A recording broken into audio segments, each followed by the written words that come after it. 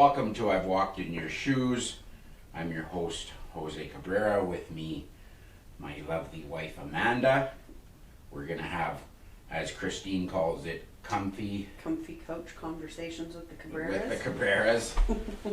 I'm sorry we didn't have an episode for you last week. It's just been a bit of forgot completely. Yeah, I forgot. It's been a bit of a gong show for us. So, what do we have on the agenda today? I think what I wanted to discuss is we've had, first we had Eli Rivas on, and then we had Melanie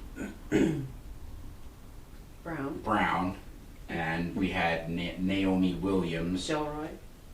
We had Gilroy, and then we had David Holmes. Then we had Pastor Walker. No, Pastor Walker, and then David Holmes. Mm-hmm. Yes, and then we still want to have Bishop King on. He's away though, and we're hoping to have him on once he gets back. Yeah, if you guys haven't caught up to all those and you haven't watched all those, it'd be good for you to go and watch. One thing that we noticed is that every story, there was quite a few things that every story had. One of them though was the fact that leaving church, and for some of these ladies, leaving church and not knowing what to do when you're out there and just falling or going into the hands or seeking love. It's getting affection from the wrong places is what it is. And it's not to fault church, because it's not a church's fault regardless of denomination. No, I agree there. I think what it showed me though is that for the young girls that are in my life, they need to be more prepared for life in the world. Mm-hmm. Like, there's so much that I think we as adults kind of forget about. We forget about learning about how to see a predator, how to know that somebody's intentions aren't pure or aren't good. Mm-hmm. We forget that we've learned that. And so it's not something that I can say I've passed on to Ida. Mm-hmm. I haven't told her what to look for in those situations, and I think it was a good reminder for me to make sure that she's prepared to encounter people. Mm-hmm. Because to that point, like, I can't remember if it was Melanie or Naomi, like, when you're in church, you're seeing the best of the world. Yes. You're seeing the people that aren't going to take advantage of you. You're with the people that aren't going to hurt you, intentionally hurt you. And when you leave that comfort bubble, you're exposed to people that do not have good intentions and that do want to hurt you, because it gives them something. And I think that's the reason why church tries to separate you from the world, even though I think that makes it dangerous though. I think that they should be preparing you as well for the outside world, because that's one thing that I know that I spoke about. I think that Eli spoke about is that you were all just kind of too sheltered. We were kind of too sheltered. We didn't get to experience living outside of church, or I'm not sure living, but making friends outside of church, knowing what the real world was like. And so one of the conversations that I think I had with Eli as well, and I think with David when we were here, is that we went out, those of us that left, and we had problems with relationships. So many problems with relationships because we weren't allowed to interact. You said it was even hard at work though. In church. We weren't allowed to interact at church with the opposite sex as much as what the outside world lets, right? Mm-hmm. Just and it was awkward for us. It was awkward for me, right? Yeah, you said it was weird even with work. Like you felt uncomfortable being in a break room with you and a woman. Yeah, just like it was just that tension of, oh, this isn't right. Yeah, so because that's how we were raised, or that's how we grew up, is with, you weren't allowed to be in the same room as the opposite sex. If someone of the opposite sex came in, you left or she left. Yeah. And so it was kind of awkward not being prepared for that. Another thing, I can't tell the church what to do or whatever, but No. it's just something that's an eye-opener, was an eye-opener for me watching these episodes and recording these episodes, was that, okay, it wasn't just me that felt like that, or okay, it wasn't just me that ran into a relationship and not knowing what to do and the awkwardness and having problems with relationships. And so I think it's come a long way, like David said, though, that they've had time to change things. They've had time to. It's grown. It's evolved. It's grown. It's different. Right. It's different, and so yeah, and I'm thankful for that now that we are back. That it is different and it is evolved. I guess I don't like the word evolved because I'm not a believer of evolution. But well, I think yeah. I think evolution plays a part in anything, because evolution, like, creatures evolve. You can see that in science. Whether, like, you can see that things evolve. You have to evolve. Things have to develop. They have to change or they go extinct. Yeah, I get that part. You evolve that way, but I don't believe that how Earth became. I don't believe that. That's the not Big what we were Bang talking and all about. that, We weren't talking about the Big Bang. We were talking about evolution So- and how evolution creates change. Evolution. I believe the evolution of people that change. I agree with that. It's just I thought you meant like a fish came out of the water and grew feet and then became a monkey and then became a person. Yeah, I don't think I've ever heard that version either. But no. No, but no. On that note. No. Well, yeah. So the other thing that I noticed, that everyone that we talked to, the three prodigals that came back, was even though they were with someone, even though they were in a relationship, there was a hole, there was a void, there was a longing for something. yes, and even like Naomi said, she knew she had her kids, she knew she had her spouse, but she just sometimes just felt lonely. And I'm not gonna lie that I've sometimes felt like that. That was more earlier on in the years when you and I were together, just randomly. And it's not a loneliness of like driving in the car by yourself. It's a loneliness or a missing a piece of something that it. In your soul? Yeah, I guess so. Yeah.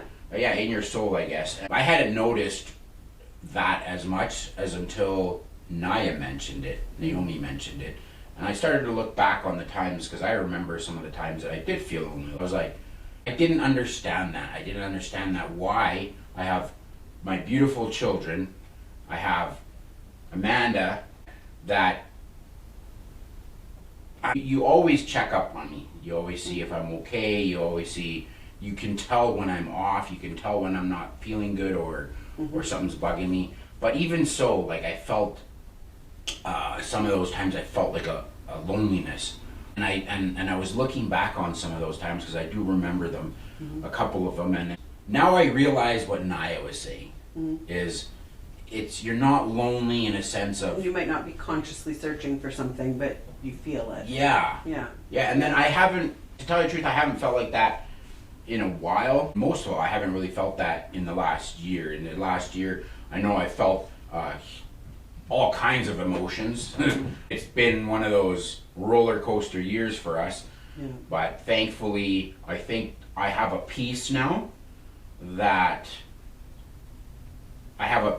even though we have been going through stuff and we have been going through things, even recently, just I know there's some things that we're going through now and whatnot, and I know that we both get worked up sometimes, or we both just are frustrated, but I don't have that frustration and I don't have that anger.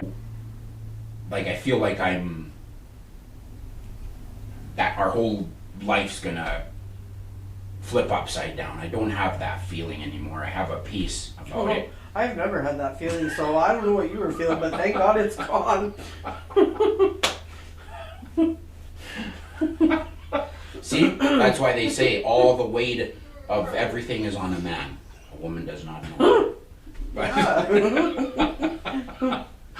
but I'm thankful.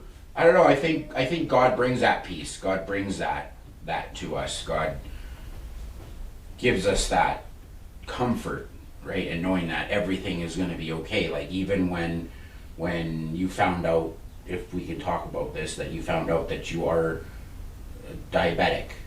Maybe. Mm-hmm. Maybe, right? And then it was that day you were down and out pretty much. And I get that. It's frustrating to go from cancer, chemo, injections. The thing that frustrated me with that is that none of my other results have led them there.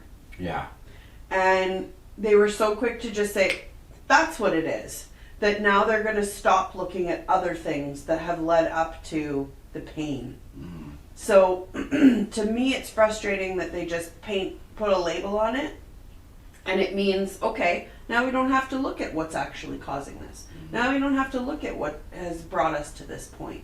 That's what was frustrating to me. And that's why I reached back out to that doctor and I said, no, I'm not taking this. Like, this is not just going to be what it is. You need to look into this, because all of my other test results were not pointing that way. All of the other tests that point to diabetes being a diagnosis aren't there. Mm-hmm. My other levels, my other blood work is all normal, and it has been normal, and it's stayed normal over the last year.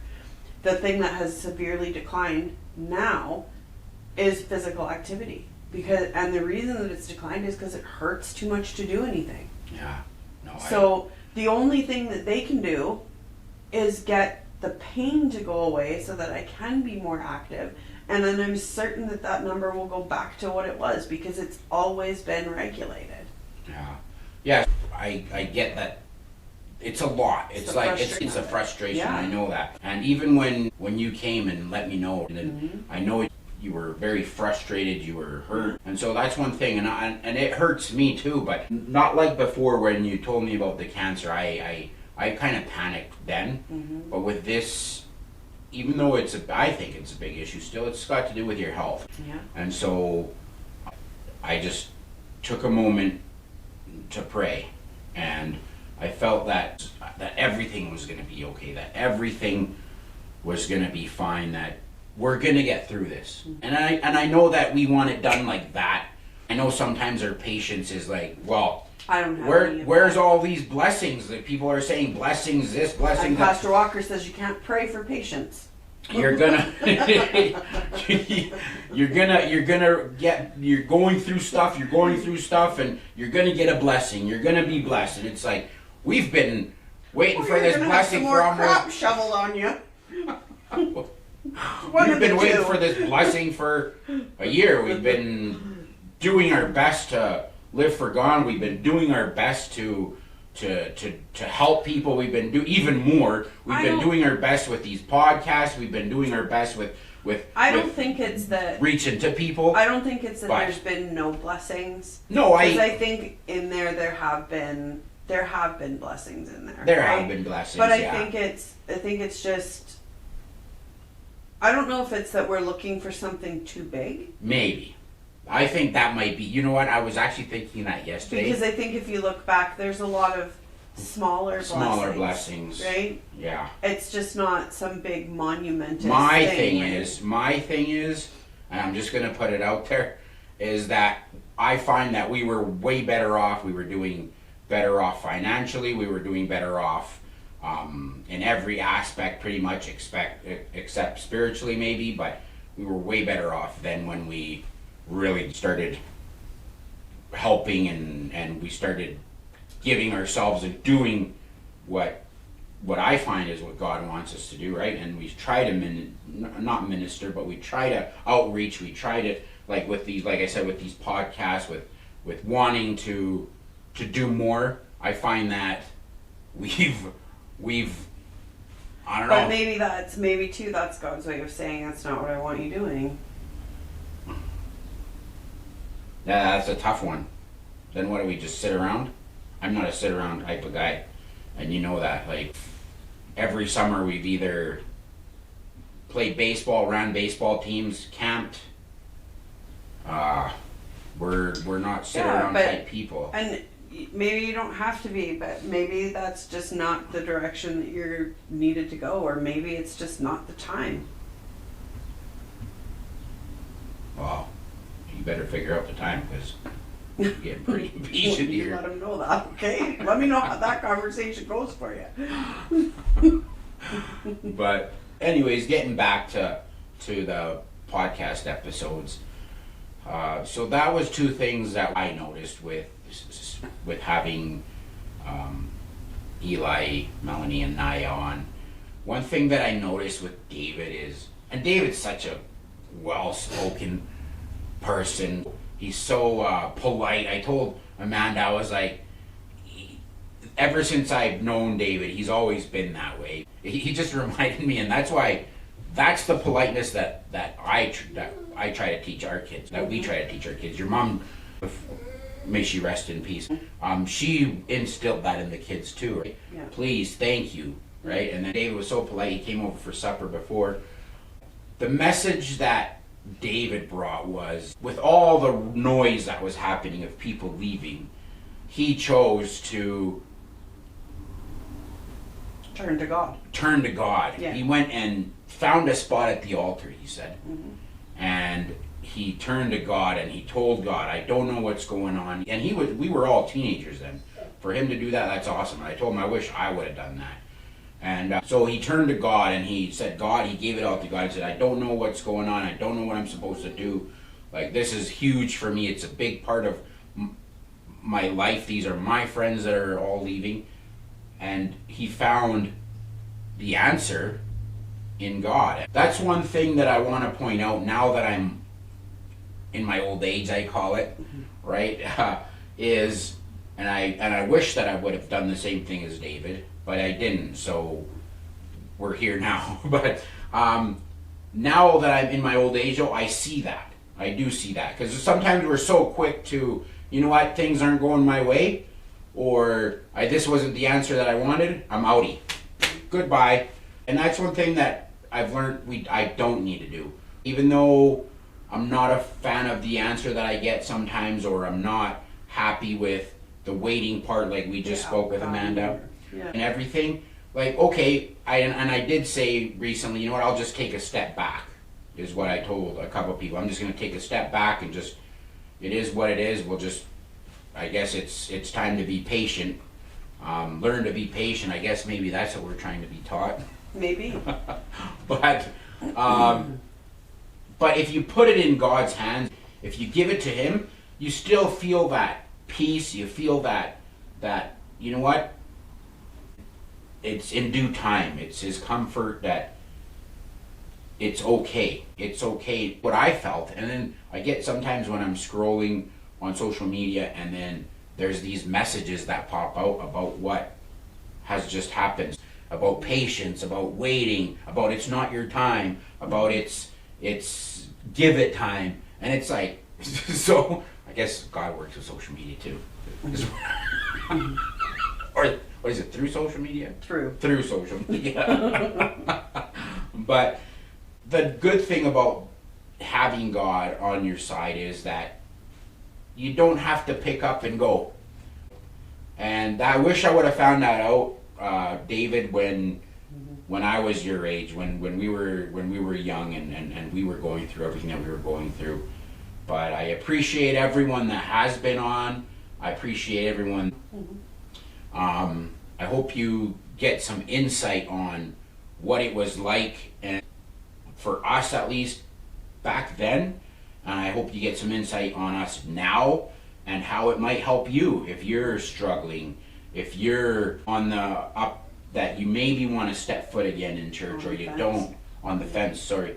And then yes, if you want to try to seek God, and like we tell the Spanish people in the Spanish podcast, you don't have to set foot in church if you don't want to. There's online services to get you going, to get you started, to help you build that confidence that you can go into the door. Because I know as a backslider, as a prodigal, it is tough. I know it's... But that's something that I realize. So my perspective is a little bit different than yours, because I didn't grow up that way.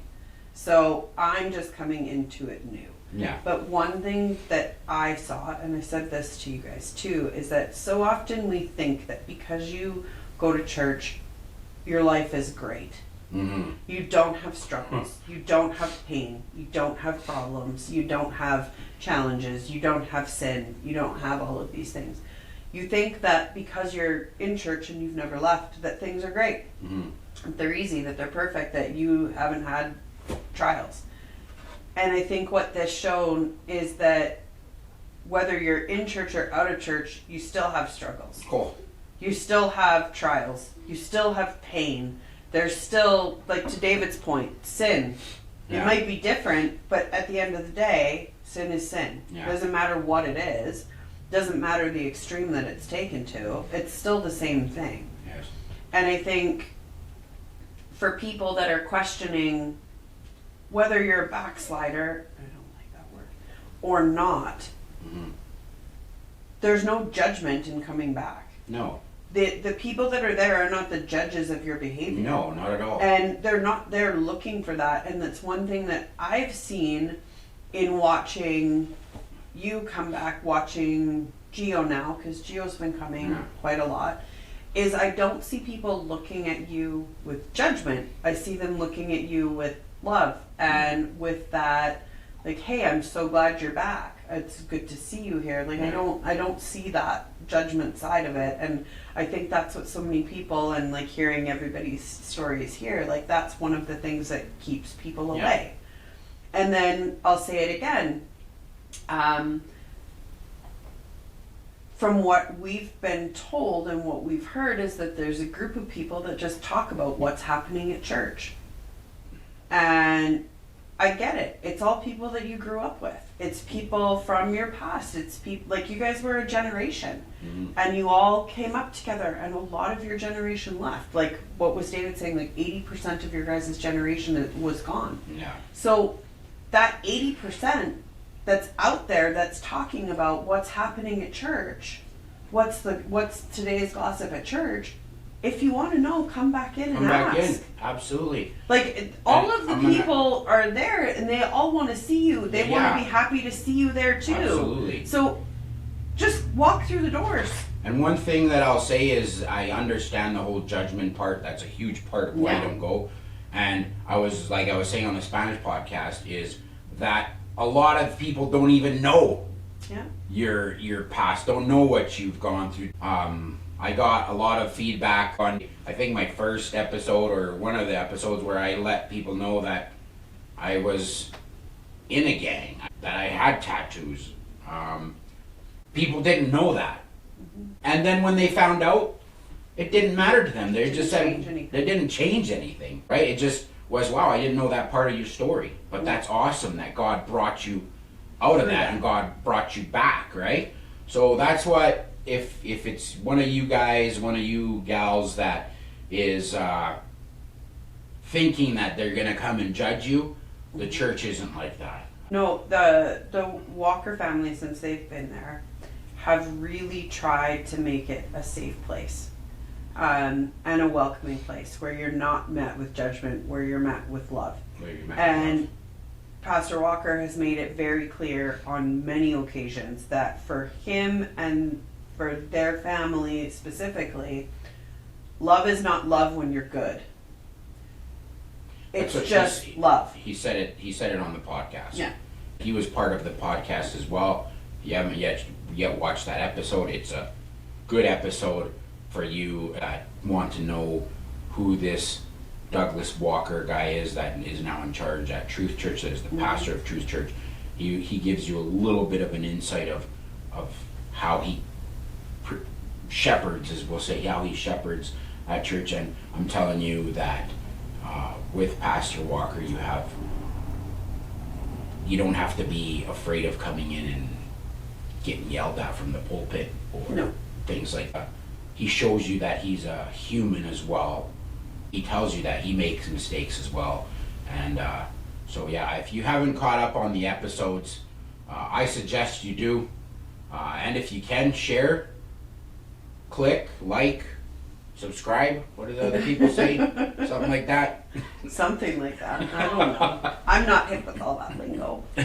Yeah, we feel that it's a good time for some of you, like I say on the Spanish podcast as well, some of you that have never experienced church, that have never experienced God. It's a good time for you to experience Him. It's a good time. You don't have to necessarily, like I said, walk through the doors of a building. You can watch online, and we're going to be posting outreach events that are going on at the church on here too. And if you're not comfortable going to service, join us at one of those events. Yeah, like come and see your friends. A lot of the people are going like just to play softball, like we did on Easter weekend. We're trying to do that. We're trying to push softball games and volleyball games and gatherings. Thank you for watching and praying for you. Love you, and we'll chat soon.